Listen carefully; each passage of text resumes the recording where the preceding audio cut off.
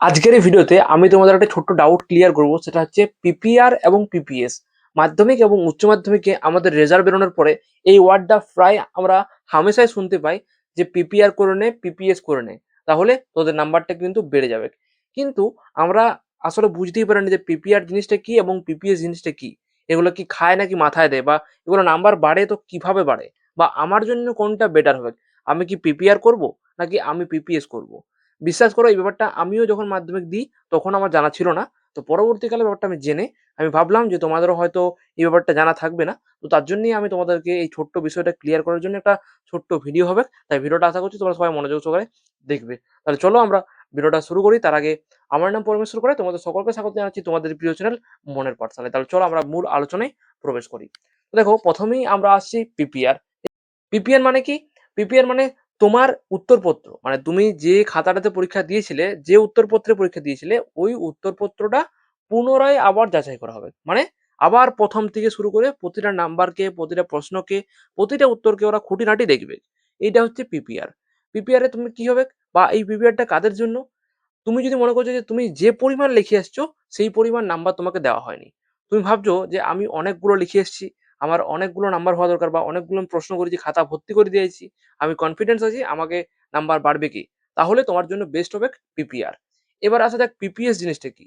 দেখো, পিপিএস জিনিসটা হচ্ছে আরো একটু মজাদার। সেটা হচ্ছে যে পিপিএসটা হচ্ছে যে তোমার পুরো খাতা দেখা হচ্ছিল পিপিআর এ, কিন্তু পিপিএস এ পুরো খাতা দেখা হবে না। পিপিএস তাহলে কি করা হবে? পিপিএস এ তোমাকে জাস্ট তোমার নাম্বারগুলো যোগ করা হবে। অর্থাৎ তোমাকে নাম্বার দিয়েছে গোটা খাতাতে। খাতাতে নাম্বার দিয়েছে কোনোখানে ২, কোনোখানে ৪, কোনোখানে ৬, কোনোখানে ৩ দিয়েছে। তো সেইগুলোকে এবারে প্লাস করবে। ৬ আর ৪ এ ১০, ১০ আর ৪ এ ১৪, ১৪ আর ৪ এ ১৮, এইভাবে কিন্তু যোগ করবে। মানে প্রতিটা নাম্বারকে যোগ করে পুরো খাতাটাকে উল্টিয়ে প্রতিটা নাম্বারকে যোগ করে দেখবে কোনোখানে কি বাদ গেছে, বা কোনো নাম্বারটি কি যোগ করতে ভুলে গেছে। এমন অনেক সময় হয় যে পরীক্ষক যে খাতা দেখছে তিনি কিন্তু যোগ করতে ভুলে যান। সেক্ষেত্রে ভুলটা হতে পারে। তাহলে প্রশ্ন হচ্ছে এটা কাদের জন্য? এটা তাদের জন্য যারা মনে হচ্ছে যে আমাদের নাম্বারটা একটু মানে কোথাও গোনায় ভুল হয়েছে। মানে আমরা বাড়িতে এসে মিলাচ্ছি ৩৫৬ হচ্ছে, কিন্তু পাচ্ছি আমরা ৫৪। আমাদের ডাউট ক্লিয়ার হচ্ছে যে কিছু মনে হয় কোনোখানে গোনা ভুল হয়েছে। তোমরা কিন্তু এটা করে দিতে পারো। ঠিক আছে? তো আশা করছি এই ছোট্ট কনসেপ্টটা বুঝতে পারলে মাধ্যমিক এবং উচ্চ মাধ্যমিকের যে একটা ব্যাপার থাকে পিপিআর এবং পিপিএস, সেই দুটো বিষয় কি এবং কাদের জন্য কোনটা বেস্ট। এবার তুমি আমায় কমেন্ট করে জানাবে যে তুমি কোনটা করবে, বা তোমার কি মনে হচ্ছে এই দুটোর মধ্যে। বুঝতে পেরেছো কিনা সেটাও তো জানাবে, এবং তুমি কোনটা করবে, পিপিআর নাকি পিপিএস, এই আলোচনার মধ্যে থেকে তুমি কোনটা কি বুঝতে পারলে অবশ্যই নিজে কমেন্ট বক্সে কমেন্ট করে জানাবে। এবং তোমরা কি রিলেটেড ভিডিও চাইছো অবশ্যই সেটাও কমেন্ট বক্সে জানাতে পারো, পরবর্তী ভিডিওতে নিয়ে আসবো। এবং তোমরা যারা এই চ্যানেলে নতুন আছো তারা অবশ্যই চ্যানেলটা সাবস্ক্রাইব করে বেল আইকনটা অন করে রাখো, কারণ পরবর্তী ভিডিওগুলো তোমাদের জন্য আরো ধামাকেদার হতে চলেছে। বিভিন্ন টপিকের উপর বিভিন্ন নোটস থেকে শুরু করে বিভিন্ন স্কলারশিপ আপডেট সমস্ত কিছু তোমাদের জন্য দেওয়া হবে। আরেকটা ইম্পর্টেন্ট ঘোষণা, যারা মাধ্যমিকের পর চাইছো যে নিজের ক্যারিয়ারে কিছু করতে, এআই কে ইউজ করে কিছু করতে, তাদের জন্য আমি একটা কোর্স নিয়ে এসেছি, যেটা হচ্ছে এআই পাওয়ার্ড স্ক্রিপ্ট রাইটিং এই কোর্সটা, যেটা তুমি স্ক্রিনে দেখতে পাচ্ছ। এটাতে কিন্তু অনেকেই ভর্তি হয়েছে এবং অনেকেই বেনিফিট হয়েছে। তুমি যদি পিছিয়ে পড়তে না চাও, কিছু একটা করতে চাইছো, তাহলে অবশ্যই তো এই কোর্সটা তোমার চেক আউট করা দরকার।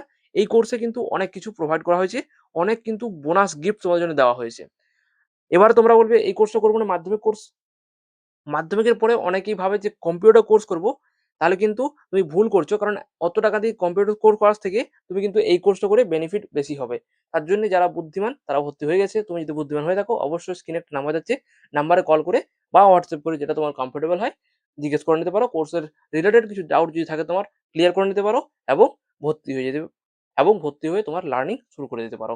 50% ডিসকাউন্ট চলছে। ডিসকাউন্টটা কিন্তু কেউ হাতছাড়া করবে না।